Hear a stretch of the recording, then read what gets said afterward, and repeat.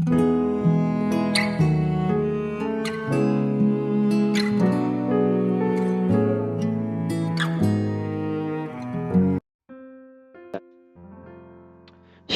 shalom saudaraku. Dimanapun Anda berada saat ini, saya menyapa saudara semua yang ada di Indonesia, dari Sabang sampai Merauke, dari Miangas sampai Pulau Rote, yang di desa, yang di kota, dan saudara di Malaysia, di Sabah, Sarawak, Kuala Lumpur, di Taiwan, di Amerika Serikat. Senang berjumpa kembali, menjumpa saudara semua. Saya percaya kita semua tetap dalam kasih dan perlindungan Tuhan kita, Yesus Kristus. Haleluya. Selamat datang kembali di channel Pokok Anggur bersama saya, Yosia Krispianto. Mari saudara, sebelum kita bersama-sama merenungkan firman Tuhan, mari terlebih dahulu kita akan bersatu di dalam doa. Bapa di surga, Bapa yang baik, Bapa di dalam nama Tuhan Yesus, kami bersyukur buat segala kebaikan Tuhan hari ini. Terima kasih buat penyertaan Tuhan, penjagaan Tuhan, pembelaan Tuhan bagi kami di hari ini. Dan saatnya kami rindu untuk merenungkan firman-Mu ya Tuhan, ajar kami untuk mengerti dan memahami segala kehendak Tuhan bagi kami. Mari ya Tuhan, buka rahasia firman-Mu saat ini dan terangi hati kami dengan firman Tuhan. Terima kasih Tuhan, ini doa kami hanya di dalam nama Tuhan Yesus Kristus kami berdoa. Amin, puji Tuhan. Baik saudaraku, kita akan membaca bersama di dalam Lukas pasal 7 ayat yang ke-9. Aku berkata kepadamu, iman sebesar ini tidak pernah aku jumpai, sekalipun di antara orang Israel. Puji Tuhan. Saudaraku, seorang hamba yang setia untuk melakukan tugas dan dapat dipercaya oleh tuannya pasti sangat dikasihi dan diperhatikan. Sebab sifat yang diinginkan pada seseorang ialah kesetiaannya. Dalam bacaan di atas, yaitu di Lukas pasal yang ke-7, ada seorang perwira yang sangat mengasihi hambanya. Begitu tahu hambanya sedang sakit, tuannya pun menunjukkan perhatiannya dan berusaha mencari jalan untuk kesembuhannya. Ketika mendengar bahwa Tuhan Yesus berada di Kapernaum, perwira itu menyuruh beberapa orang tua-tua Yahudi untuk memberitahukan hal itu kepada Tuhan dan memintanya datang menyembuhkan hambanya itu. Yesus pun menyatakan kesediaannya. Tetapi perwira itu menganggap diri tidak layak dikunjungi oleh Tuhan.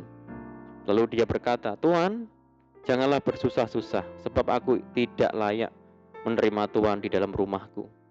Sebab itu aku juga menganggap diriku tidak layak untuk datang kepadamu." Saudara, pernyataan ini menunjukkan bahwa perwira itu memiliki kerendahan hati yang luar biasa. Meskipun sebenarnya ia adalah orang yang berpangkat atau terpandang, punya jabatan, tapi ia tidak memegahkan diri, saudara. Kerendahan hati adalah modal penting untuk menghadap Tuhan. Sebab Tuhan mengasihi orang-orang yang punya kerendahan hati dan menentang orang yang congkak. Ada tertulis, orang yang rendah hati dikasihinya. Allah menentang orang yang congkak, tetapi mengasihani orang yang rendah hati. Saudara, perwira itu juga memiliki iman yang luar biasa. Dia berkata, "Tetapi katakan saja sepatah kata, maka hambaku itu akan sembuh." Luar biasa, saudara. Sikap perwira ini sungguh jauh berbeda bila dibandingkan dengan sikap Naaman yang merasa diri sebagai orang penting, yang berharap supaya abdi Tuhan datang kepadanya dan melakukan seperti yang diharapkan. Tanpa harus menumpangkan tangan kepada hambanya, perwira dari Kapernaum itu sangat percaya Tuhan Yesus sanggup menyembuhkan sakit yang diderita hambanya itu. Iman perwira Romawi itu melampaui iman yang Tuhan Yesus lihat di kalangan orang-orang Yahudi sendiri, saudara. Saudaraku, sikap yang rendah hati dan iman yang besar juga dimiliki oleh seorang perempuan Kanaan. Dia berkata, "Kasihanilah aku ya Tuhan anak Daud, karena anakku perempuan kerasuan setan dan sangat menderita." Perempuan Kanaan itu memohon belas kasihan Tuhan, tetapi yang mengejutkan adalah respon Tuhan, saudara. Tuhan Yesus berkata, "Aku diutus hanya kepada domba-domba yang hilang dari umat Israel." Dan lagi Tuhan berkata kepada perempuan itu, tidak patut mengambil roti yang disediakan bagi anak-anak dan melemparkannya kepada anjing. Saudara, sebagai manusia biasa, Jikalau kita mendengar perkataan seperti itu, pasti kebanyakan dari kita pasti lemah, putus harapan, patah semangat, dan bisa saja kita pergi meninggalkannya. Tetapi bagi perempuan Kanaan itu tidak dilakukannya, saudara. Justru dia mengatakan, kata perempuan itu, benar Tuhan, namun anjing itu makan remah-remah yang jatuh dari meja tuannya. Lalu Tuhan Yesus menyembuhkan anak perempuan itu. Dari hal ini kita belajar, saudara, bahwa kerendahan hati dan iman yang besar itu sanggup menggerakkan hati Tuhan.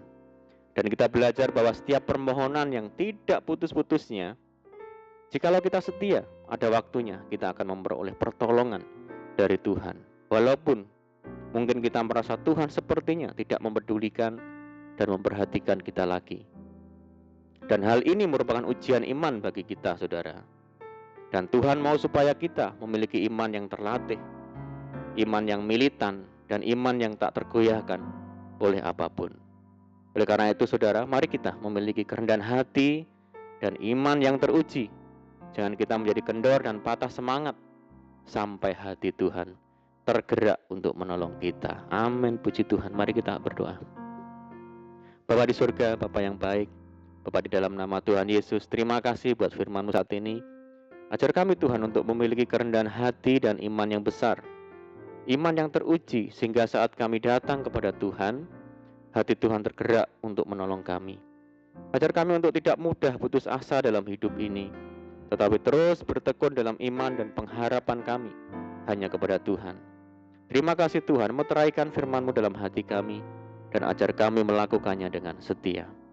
Saat ini kami berdoa bagi saudara kami semua yang mendengar program ini, yang di Indonesia, dari Sabang sampai Merauke, di Malaysia, di Taiwan, dan dimanapun mereka berada yang sakit Tuhan sembuhkan di dalam nama Yesus. Yang hidup dalam tekanan, kesulitan, pergumulan, mari Tuhan bebaskan mereka, berkati dan pulihkan hidup mereka. Buka jalan di dalam nama Tuhan Yesus. Tuhan berkati mereka dalam kehidupan rumah tangga, di dalam kehidupan pekerjaan, usaha dan bisnis, pendidikan dan apapun yang dikerjakan. Berdoa bagi saudara kami yang hidup dalam ikatan dan belenggu dosa, mari Tuhan lepaskan. Di dalam nama Tuhan Yesus, ampuni di dalam nama Tuhan Yesus. Berdoa bagi saudara kami yang tertimpa musibah bencana alam, mari Tuhan berikan pertolongan-Mu, kekuatan dan penghiburan dari Tuhan bagi mereka. Mereka yang di tempat pengungsian, mari Tuhan tolong mereka, memberkati mereka, menghibur mereka ya Tuhan. Dan berdoa bagi bangsa kami Indonesia saat ini menghadapi pandemi COVID-19 dan dampak yang ditimbulkan di segala aspek kehidupan. Mari Tuhan, berikan belas kasihan-Mu bagi bangsa kami, sehingga bangsa kami dapat mengatasinya. Pulihkan bangsa kami ya Tuhan, berkati negeri kami, dan kerinduan kami mohon belas kasihan Tuhan. Kiranya pandemi global ini segera berakhir, sehingga kami boleh kembali lagi hidup normal dan menjalankan aktivitas secara normal kembali. Secara khusus berdoa bagi saudara kami yang terinfeksi oleh virus COVID-19. Mari Tuhan, sembuhkan mereka di dalam nama Tuhan Yesus. Pulihkan hidup mereka di dalam nama Tuhan Yesus. Berikan roh kesembuhan, pulihkan hidup mereka ya Tuhan. Berikan sukacita dan damai sejahtera-Mu dalam kehidupan mereka. Terima kasih Tuhan, ini doa kami percaya Tuhan mendengar seruan doa kami. Hanya di dalam nama Tuhan Yesus Kristus kami berdoa dan percaya. Amin. Puji Tuhan saudara, kita sudah berdoa, saya percaya saat ini kita dikuatkan dan diberkati melalui firman Tuhan. Mari saudara, kita tetap semangat di dalam Tuhan, jangan berputus asa. Tetap berdoa, bersukacita senantiasa, sebab di dalam Tuhan kita sanggup melakukan segala perkara. Selamat malam dan selamat beristirahat. Doa saya menyertai saudara semua. Tuhan Yesus memberkati. Haleluya.